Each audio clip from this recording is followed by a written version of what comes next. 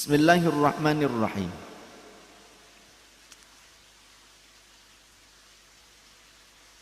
Haddatsana Muhammad bin Abdul Aziz qala haddatsana Abdul Malik bin Al-Khattab bin Ubaidillah bin Abi Bakrah Al-Basri laqaituhu bir-Ramlah qala haddatsani Rashid Abu Muhammad an Syahr bin Haushab an Ummi Darda'i an Abi Darda'i qala, dari sahabat Abi Darda radhiyallahu anhu, ia berkata, "Ausani Rasulullah sallallahu alaihi wa alihi wasallam bitis'in." Baginda Rasul berwasiat kepadaku dengan 9 hal, yaitu la tusyrik billahi syai'an. Hai Abi Darda, janganlah engkau menyekutukan Allah dengan sesuatu apapun. Wa in qutti'ata, meskipun kau harus terbunuh sekalipun, meskipun engkau akan dimutilasi oleh orang lain supaya engkau meninggalkan Allah, supaya engkau menyekutukan Allah, jangan pernah kau sekutukan Allah meskipun tubuhmu hancur. Au hurrikta, ataupun meskipun engkau dibakar hidup-hidup sekalipun, jangan sampai kau sekutukan Allah subhanahu wa ta'ala. Wala tatrukanna as-salatal maktubata muta'ammidan, dan jangan sekali-kali kau tinggalkan salat fardu dengan sengaja. Wa man tarakaha muta'ammidan bari'at minhu dhimmatu, dan siapa yang meninggalkan salat fardu dengan sengaja, maka sungguh ia telah melepaskan dirinya dari tanggungan Allah, dari perlindungan Allah subhanahu wa ta'ala.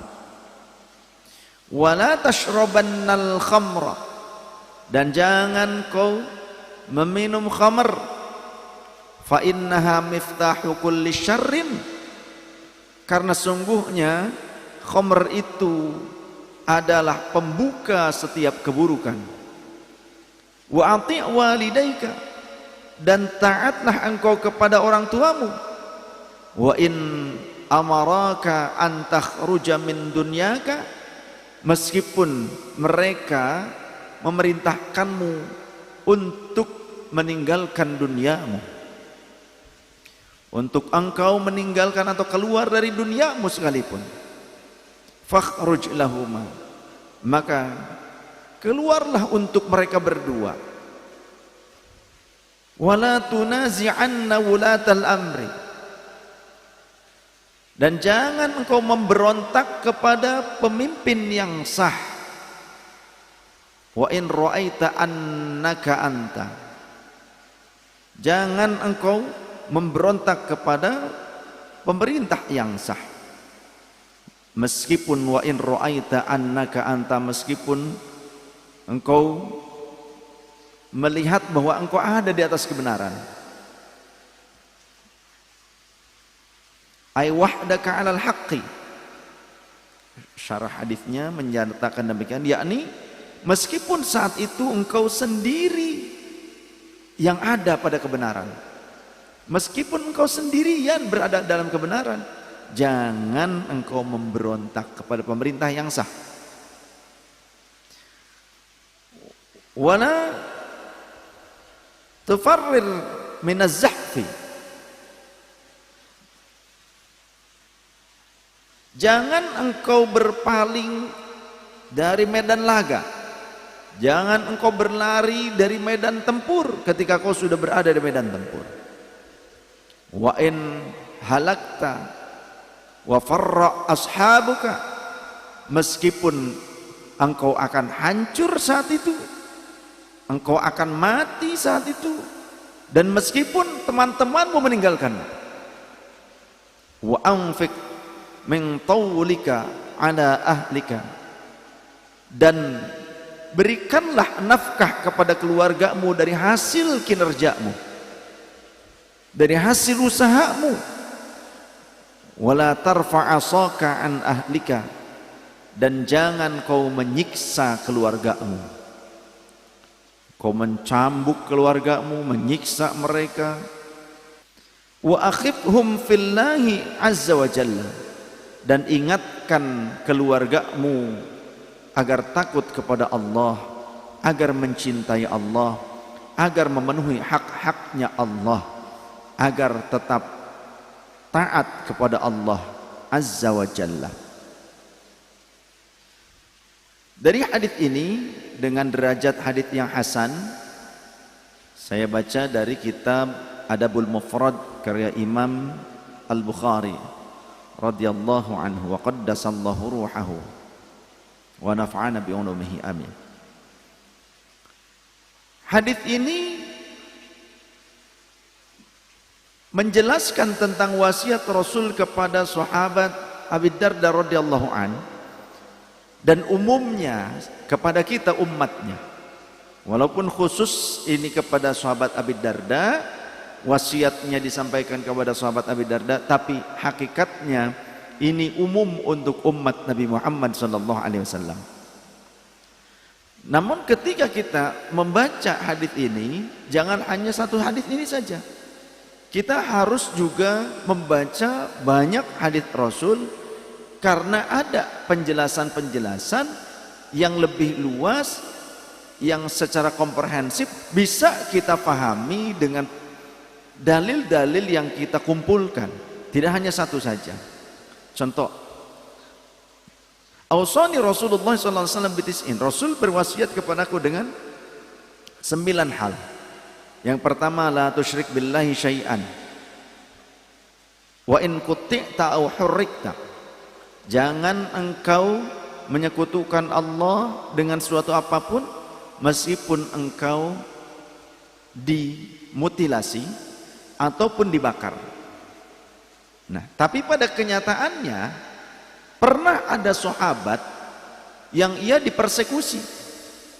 Ada sahabat Rasul yang dipersekusi, dipaksa untuk menyatakan bahwa ia keluar dari Islam. Kalau tidak dia akan dibunuh, disiksa. Pada saat awal penyiksaan dia masih kuat. Namun ketika dia sudah tidak kuat lagi dengan penyiksaan itu, lantas ia berpura-pura mengikuti orang kafir yang menyiksanya itu.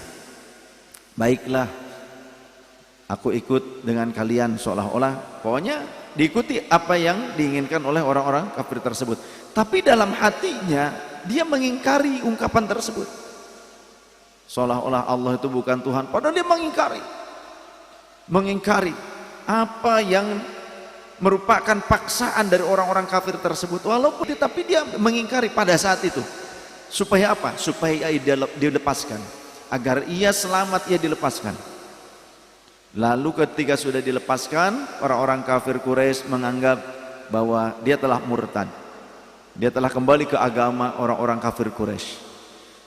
Lalu sahabat ini pergi dengan menangis menghadap kepada Rasul sallallahu alaihi wasallam, dan ia ceritakan dengan tangisannya, ya Rasulullah, maafkan aku telah murtad. Maka Rasul sempat kaget. Apa yang kau katakan? Dengan sebab apa kau telah murtad? Aku disiksa oleh orang-orang kafir. Aku berupaya sekuat tenaga tetap mengakui Allah sebagai Tuhanku dan engkau sebagai Rasulku, tidak goyah. Namun ketika siksaan itu semakin dahsyat dan aku tak mampu untuk menanggung rasa sakit siksaan yang bertubi-tubi itu, maka aku berpura-pura untuk mengiyakan apa yang dipaksakan kepadaku oleh orang-orang kafir itu. Namun hatiku mengingkari apa yang kuucapkan, ya Rasulullah. Hatiku tetap meyakini Allah sebagai Tuhan yang tunggal, dan engkau adalah Rasul terakhir. Tidak ada Nabi dan Rasul setelah engkau. Maka kemudian Rasulullah SAW menjelaskan bahwa engkau tetap ada dalam keimanan. Jadi orang yang dipaksa, bahkan contoh suami istri, kemudian si laki-laki dipaksa untuk menceraikan istrinya. Ada yang memaksa, kalau enggak aku bunuh istrimu. Istrinya sudah diginikan, ya. Ayo ceraikan istrimu, ceraikan istrimu. Istrimu buat aku, kalau enggak aku bunuh istrimu. Enggak jadi milikmu, enggak jadi milik aku. Biar dia mati saja. Enggak jadi milik kita berdua. Wes.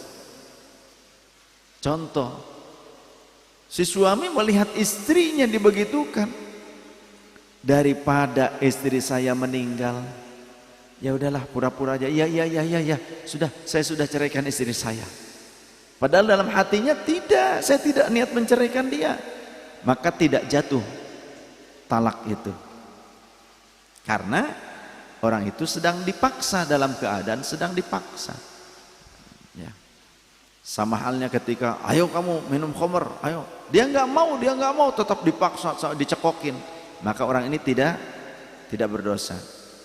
Tapi kalau ayo itu pura-pura enggak, padahal asik gratis ya, beda lagi, ya, beda lagi kalau itu mah. Pura-pura ketika suruh nyedot sabu-sabu gitu kan, ayo sedot, enggak, saya sekarang sudah ngaji begitu kan, ya soalim lu biasanya juga ampe teler sama gue gitu kan, biasanya juga ampe enggak tidur itu seminggu katanya begitu. Akhirnya gimana? Dia kemudian sambil pura-pura, gratis, gitu kan. Nah ini kan pura-pura, tidak yang sebenarnya. Maka yang seperti itu berbeda dengan orang yang benar-benar dipaksa, dan paksaannya itu akan mengakibatkan bahayanya untuk jiwa, artinya sampai bisa kehilangan nyawa dia. Namun jika memang mampu atau siap untuk menerima konsekuensi ketika kita disiksa atau kita akan dimutilasi oleh orang lain, kita tetap teguh menyatakan keimanan kita, tidak goyah sedikit pun meskipun dibakar seperti Nabi Ibrahim, ya, maka tetap teguh. Seperti Sayyidina Bilal ketika diikat di gurun pasir, tangan diikat, kaki diikat, dibentang seperti ini dan ditarik oleh unta, kanan kiri ditarik oleh unta, kemudian ditindih dadanya dengan batu yang besar, dicambuk pula di tengah hari, panas luar biasa, dibuka pakaiannya biar menempel langsung di pasir yang panas. Itu sama dengan kopi Turki, ya, walaupun nggak begitu juga sahabat Bilal memang kulitnya hitam. Kalau jenengan kan mungkin nggak terlalu hitam, kalau dibegitukan itu seperti kopi Turki. Itu kopi Turki kan memanaskannya itu di pasir yang panas, saking panas pasir, waduh, masya Allah, itu sampai melepuh, sampai lecet, itu sampai ngelupas kulit sahabat Bilal tuh, kulit punggung itu sampai terkelupas, masya Allah. Na'udzubillah min dzalik, masya Allah. Radhiyallahu anhu, wardallahu anhu. Semoga Allah meridai Sayyidina Bilal radhiyallahu anhu. Tapi ia tetap teguh dengan keimanannya. Kalau memang mampu seperti itu berarti keimanannya sangat kuat. Wala tatrukanna as-salatal maktubata muta'ammidan, dan jangan kau meninggalkan salat fardu dengan sengaja. Wa man tarakaha muta'ammidan bari'at minhu dhimmatu, dan siapa yang meninggalkan sholat fardu dengan sengaja, maka dia telah terlepas dari tanggungannya Allah, dari perlindungannya Allah. Namun ada suatu ketika Rasulullah menyuruh para sahabat agar pergi ke suatu perkampungan, ya, kalau tidak salah ke perkampungan Bani Quraidah, kalau tidak salah. Para sahabat itu diperintahkan oleh Rasul, kata Rasul sallallahu alaihi wasallam, pergilah kalian ke perkampungan anu dan sholat asarlah kalian di sana. Dan sholat asarlah kalian di sana. Ternyata mereka ketika melakukan perjalanan ke kampung yang diperintahkan oleh Rasul untuk didatangi tersebut, itu memasuki waktu maghrib. Sebelum memasuki waktu maghrib atau ketika menjelang waktu maghrib, karena pasti memasuki kampung tersebut itu sudah memasuki waktu maghrib. Sebagian para sahabat atau di antara para sahabat tersebut itu berdebat, cukup sengit berdebatnya. Ayo kita sholat katanya, ini sudah hampir habis waktu asar, sudah mau waktu maghrib ini, bentar lagi. Sebagian sahabat bilang jangan, karena Rasulullah memerintahkan kita sholat asar di kampung tersebut, sedangkan ini belum sampai. Kata sahabat yang ini, kalau kita tetap memaksakan di kampung itu, kita akan sholat asar di waktu yang bukan waktunya. Kita sudah memasuki waktu maghrib, sudah sholat aja sekarang, nggak apa-apa, karena memang ini seperti ini hukumnya. Begitu kata para sahabat yang nggak mau. Nggak bisa, kita itu harus taat kepada Rasul. Atiullah wa atiur Rasul. Qul in kuntum tuhibbunallaha fattabi'uni. Jadi harus anut kepada Rasulullah. Kalau memang cinta kepada Allah, manut kepada Allah, ya harus taat kepada Rasul. Man yuti'ir rasulah faqad atau Allah. Kan kalau kita taat kepada Rasul, sebetulnya kita juga taat kepada Allah. Wah, debat di situ terjadi. Akhirnya udahlah, masing-masing aja kalau begitu. Yang mau sholat, ayo sholat. Kata sebagian sahabat, sholatlah mereka. Tayamum di situ kemudian sholat. Lalu sahabat yang lain, ya sudah, kami tunggu kalian sholat, tapi kami akan sholat di kampung yang diperintahkan oleh Rasul. Kami sholat asar di sana saja. Ya akhirnya mereka sholatnya melebihi dari waktu asar, sudah lewat waktu asar. Ketika pulang kepada sang Rasul, diceritakan bahwa terjadi sebuah momen yang membuat mereka berdebat. Ceritakan hal itu. Maka bagaimana sikap sang Rasul? Kedua-duanya benar. Kedua-duanya benar. Yang satu tetap sholat pada waktunya karena dengan ilmunya dia mengetahui bahwa itulah waktu asar. Cerdas, ya. Sedangkan mereka yang sholat di perkampungan tersebut, mereka juga benar karena apa? Tidak layak bagi seorang mukmin dari menentang perintah Allah dan Rasulnya. Maka siapa yang taat kepadaku, maka sungguhnya ia taat kepada Allah. Karena kalian sholat walaupun bukan pada waktu asar, karena kalian itu taat kepadaku, ya, karena benar-benar kalian itu mentaati perintahku, maka kalian itu tidak dalam keadaan salah. Ma'fun anhu maksudnya ya dihampura oleh Gusti Allah. Nah, padahal kan sengaja berarti ini sahabat tidak sholat asar pada waktu asar. Dan asar tidak bisa dijamak dengan maghrib kan? Tidak bisa. Sahabat juga tidak sedang tidur, tidak sedang ngelindur, tidak sedang mabok, tidak sedang lupa. Mereka ngeh itu adalah waktu asar. Dan sholat asar ini tidak bisa dimajukan ke waktu maghrib. Karena hanya boleh jamak taqdim ke waktu zuhur atau jamak takhirnya zuhur ke waktu asar. Tapi asar gak bisa jamak takhir ke waktu maghrib. Gak bisa, ya harus pada waktunya kalau bukan jamak. Tapi karena tujuan mereka adalah taat kepada Rasul, pengetahuan mereka pokoknya taat kepada Rasul berarti taat kepada Allah.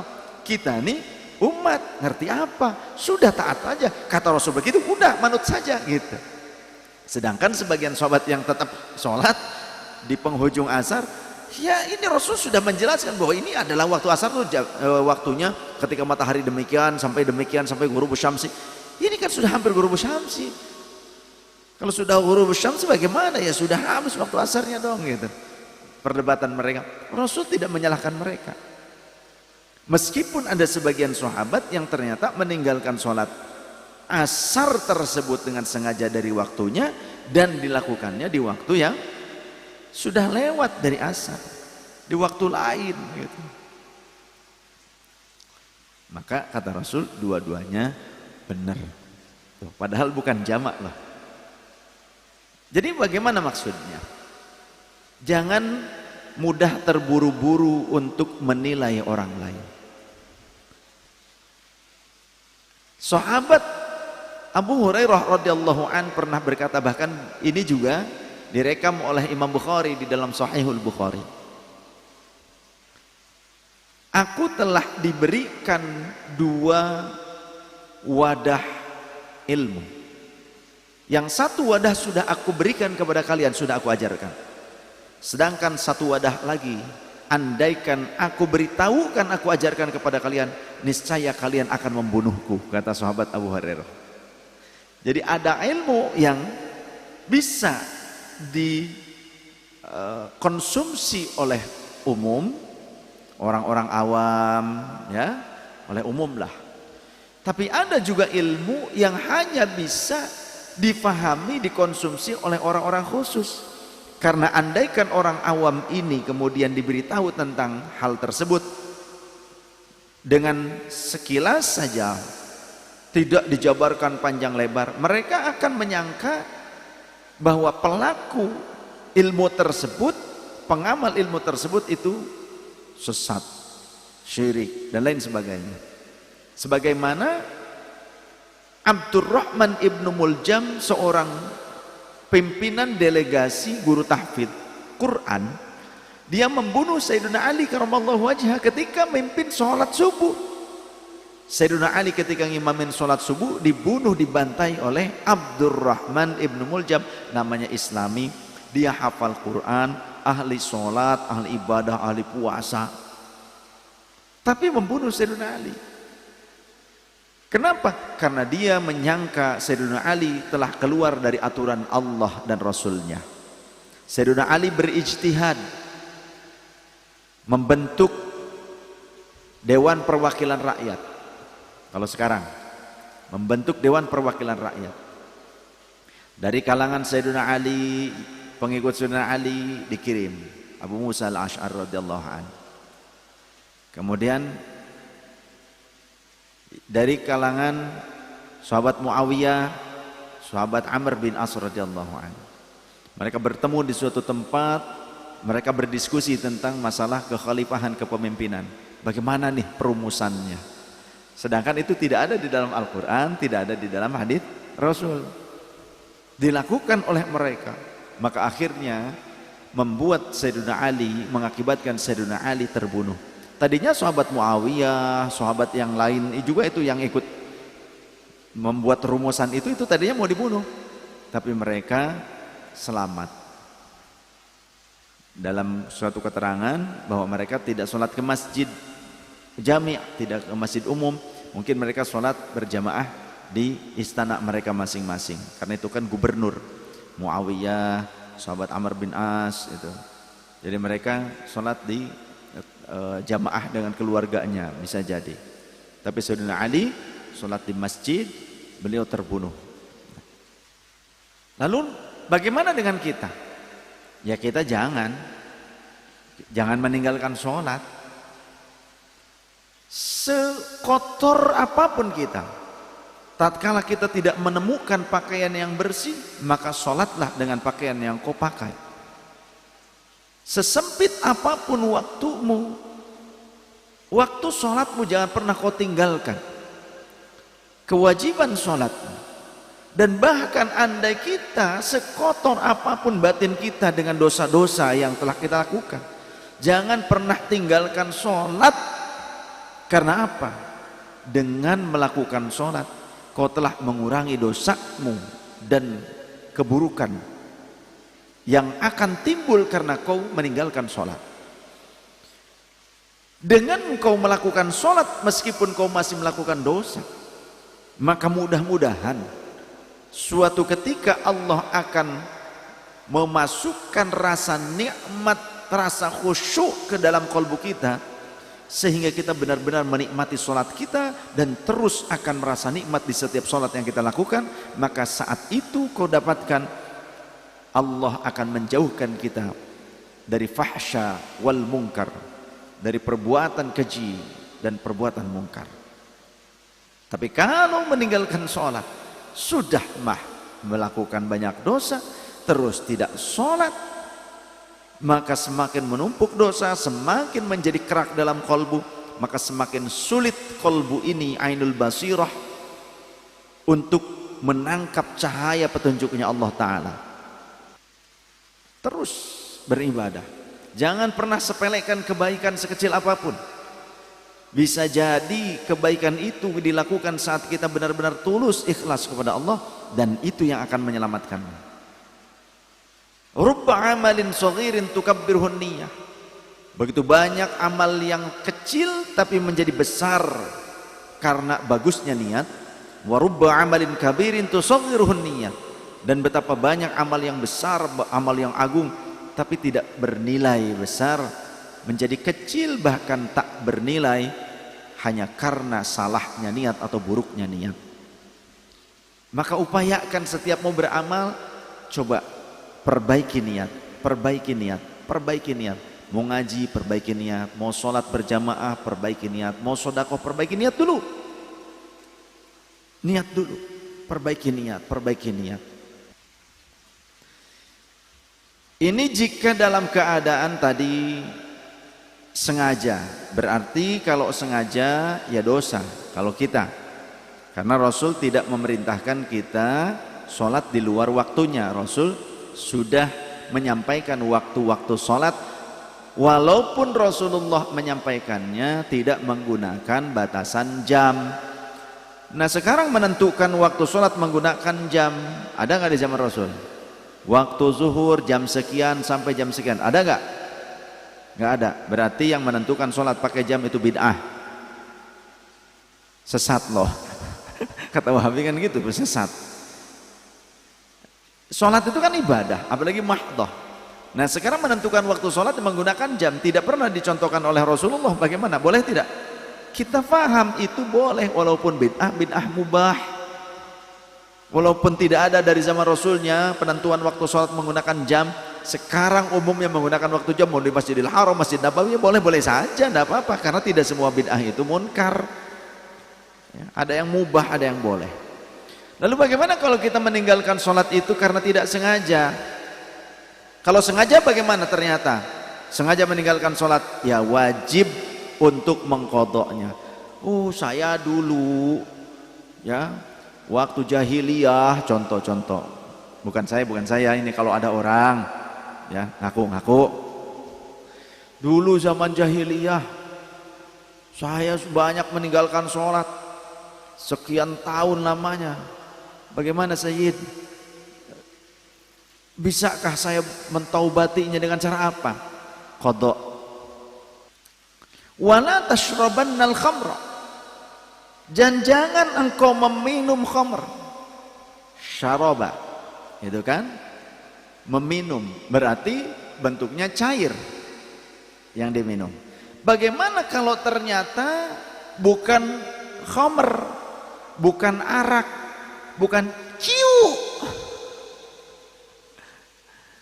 Ternyata istilah ciu itu adalah bar, tempat minum tuak.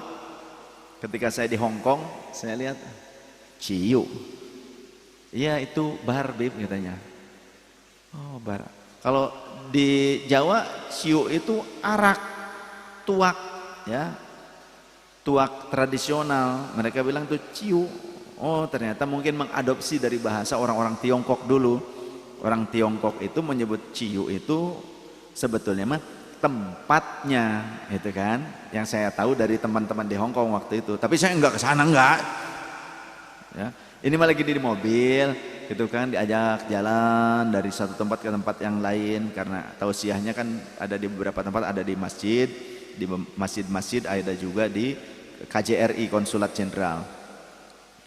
Jadi ketika jalan gitu pulang tausiah, oh ini toh di Taiwan juga sama begitu. Jadi saya baru ngerti ciu itu loh, kalau bahasa kita mah bar ya. Kalau di kita mah ciu arak takokak. Nah bagaimana kalau bentuknya ternyata daun yang bisa menghilangkan akal sehat, entah semuanya ataupun paro-paroan gitu kan. Kayak apa? Cimeng. You know cimeng? Cimeng itu ganja atau marijuana. Kalau disulad, you know disulad, cekrek jes jadi udud. Itu katanya bawaannya lapar terus. Katanya, bukan saya pernah, enggak pernah. Wallahi demi Allah, alhamdulillah. Seingat saya, sesadar-sadarnya saya sampai sekarang tidak pernah. Ya, kecuali ada yang masukin ke sambal saya nggak ngerti, nggak tahu. Tapi sesadar-sadarnya saya, seingat-ingatnya saya tidak pernah. Kecuali kalau ada orang yang lagi nyimeng gitu kan, saya lagi jalan, kemudian asapnya terbawa, itu mah beda, lain urusan. Ya, nggak ada niat. Alhamdulillah, Allah mudah-mudahan menjaga saya dan keluarga, anak turunan, mudah-mudahan dihindarkan dari khamr, sedikit pun dihindarkan. Mudah-mudahan jangan sampai ada yang mengkonsumsinya. Walaupun bentuknya seperti itu. Kemudian bahagia terus katanya ya, tapi akalnya itu, akal sehatnya sebetulnya tidak dalam kondisi sehat betul yang seperti itu. Dia bisa melakukan tindakan-tindakan yang brutal sekalipun dalam kondisi seolah-olah itu membahagiakan dia. Ya, walaupun terlihat bahagia, tapi bisa melakukan tindakan tertentu dan dia tidak merasa salah. Dia tuh bahagia, merampok, sambil ketawa-ketawa, kemudian membunuh orang sambil ketawa karena dia merasa itu bahagia. Itu bawaan marijuana, ganja, cimeng. Itu juga sama, haram, masuk kategori khamr. Kemudian ekstasi, nipam. Nipam murah tuh, ya. Rada mahal saeutik lah, Inex gitu. Inex na murah, cai nan mahal. Enggak pernah juga saya semua, alhamdulillah. Ataupun sabu-sabu, ataupun bentuknya serbuk. Ya, yang serbuk apa? Yang serbuk. Walaupun serbuk bentuknya, itu tidak boleh. Pel, tidak boleh. Sama masuk kategori khamr. Wal khamru najsun, dan khamr itu najis dikategorikannya. Mau yang cair kek, mau yang bentuknya kristal kek, mau yang bentuknya daun kek, ketika itu adalah khamr kategorinya, hal yang memabukkan, yang membuat akal itu kehilangan kesadarannya walaupun tidak total sekalipun, itu khamr. Sedikit atau banyak tetap seperti halnya yang cair, walaupun sedikit, sesendok. Sendok mah nggak apa-apa kan, nggak memabukkan. Ya, ini nih Martell, Jack Daniels, contoh. Ya tetap saja dicampur dengan jus satu gelas besar, itunya sedikit vodka, gitu kan? Ataupun bikin tequila kan seperti itu. Sama saja, walaupun cuma sedikit. Itu khamr, tidak boleh. Mau sedikit atau banyak sama saja. Fa innaha miftahu kulli syarrin, karena itu akan menjadi pembuka pintu-pintu keburukan. Banyak hal terjadi. Sebetulnya ada cerita yang sampai membuat seorang ahli ibadah itu melakukan tindakan-tindakan kejahatan, membunuh seorang anak kecil, ya, kemudian berzina dengan wanita. Asalnya dari itu. Sampai membunuh si wanita itu juga sama. Itu kejadian ada, diceritakan dalam beberapa riwayat. Akibat khamr. Wa'ati walidaika, dan taatilah orang tuamu. Wa in amaraka an takhruja min dunyaka, meskipun mereka memerintahkanmu untuk keluar dari duniamu. Fakhruj lahuma, keluarlah engkau demi mereka. Yang dimaksud di dalam subjudulnya saja, malam yakun maksiyah, selama mereka tidak memerintahkan untuk kemaksiatan, tidak memerintahkan untuk bermaksiat. Kalau memerintahkan maksiat, memerintahkan salah, memerintahkan menentang syariat, ya jangan diikuti. Jangan, nasihati mereka dengan cara yang baik, tapi jangan kita menasihati mereka seperti orang tua kepada anaknya dengan semena-mena, ya, dengan tingkah yang tidak sopan. Jangan seperti itu. Tetap dengan cara yang ma'ruf, dengan cara yang baik. Wala tunazi'anna wulatal amri, dan jangan kalian memberontak kepada pemimpin yang sah. Lalu bagaimana, bolehkah kita memberikan nasihat, memberikan advice kepada mereka? Boleh, tapi dengan cara yang baik, bukan dengan cara memberontak, angkat senjata, menggulingkan, bukan dengan seperti itu caranya. Wa in ra'aita annaka anta, walaupun kau yakin bahwa yang benar itu cuma kamu sendiri, dia tuh salah jelas, jangan memberontak, sampaikan nasihat kepadanya dengan cara yang baik, itu cara yang benar. Sampaikanlah, ya, ini loh bimbinganmu kepada mereka, bukan dengan cara memberontak. Walaupun kamu cuma sendiri yang benar, yang lain seolah-olah salah semuanya, karena kamu merasa benar hanya ada di dalam mimpi saja. Wala tufarrir minaz zahfi, dan jangan engkau pergi meninggalkan medan laga. Tapi ada di dalam suatu riwayat hadis, beberapa sahabat datang kepada Rasulullah meninggalkan medan laga, datang kepada Rasul, dan mereka bertaubat meminta ampun kepada Rasul. Ya Rasulullah, kami telah berdosa besar, kami telah kufur, kami telah fasik dan munafik. Kenapa kalian? Kami telah berpaling dari medan laga. Terus Rasul bertanya alasannya, lantas disebutkan demikian, kami terpojok, terdosa, kemudian kami mencari arah yang lain, tapi kami kehilangan teman-teman kami, sehingga kami kemudian datang kemari kepada engkau ya Rasulullah. Apakah kalian memang niat berpaling? Tidak ya Rasulullah, kami hanya karena terdesak, kami menyelamatkan diri dulu gitu, sehingga kami ingin mencari celah waktu yang tepat untuk bisa kembali menyerang musuh. Maka Rasul kemudian mengatakan, kalian itu bukan orang yang berpaling dari peperangan, tapi kalian adalah orang yang sedang mengatur strategi. Maka kalian tidaklah berdosa. Kalian adalah orang yang sedang mengatur strategi, bukan orang yang berlari dari medan laga. Tuh, ada alasan tertentu yang ternyata kalau kita kumpulkan dalil-dalilnya, oh, Islam itu sungguh indah. Islam itu tidak kaku. Ad-dinu yusrun, mudah sebetulnya. Wala tu'assiru, jangan kalian persulit orang-orang dalam mengamalkan Islam. Yassiru wala tunaffiru wala tu'assiru, ya.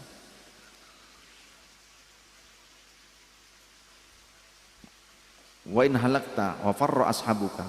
Padahal di sini bagaimana kalau ternyata kamu tetap teguh, ya, di medan laga, meskipun kau yakin kau akan hancur di sana dan teman-temanmu sudah pergi meninggalkanmu sekalipun, andai ada orang yang tetap teguh, maka berarti keimanannya hebat luar biasa. Seperti saudara-saudari kita kaum muslimin muslimat di Gaza, meskipun mereka tidak memiliki persenjataan, mereka kesulitan air, sampai air itu, ya, oleh orang-orang Zionis itu, waduh, benar-benar Masya Allah, sulit mereka. Sampai air hujan saja oleh orang Zionis, kalau ada orang Palestina menadahi air hujan, itu langsung dibuang, ditendangin, diusir mereka. Tidak boleh, ini milik Israel katanya, milik Israel, bukan milik. Padahal itu hujan. Kejamnya orang Zionis seperti itu. Orang sedang nadain air hujan saja sampai ditumpah-tumpahkan, dilarang, ditendang, dihajar pakai bedil. Berarti mereka saudara-saudara kita adalah orang-orang yang saat ini, ya, adalah orang yang keimanannya seolah-olah murni, keimanannya paling kuat dibandingkan kita. Ya, mudah-mudahan kita tidak sampai hilang keimanan. Amin. Wa anfiq min tawlika ala ahlika, dan berikan nafkah kepada keluargamu dari hasil kerjamu. Kenapa? Kata Rasul sallallahu alaihi wasallam, min atyabi ma akala ar-rajulu min kasbihi wa auladuhu min kasbihi wa auladukum min kasbikum. Sesuatu yang terbaik yang dimakan oleh seseorang adalah hasil kasabnya. Dan apa yang diberikan kepada keluarganya yang terbaik untuk makan mereka, untuk dikonsumsi mereka, dinafkahkan kepada mereka adalah hasil kerjanya sendiri.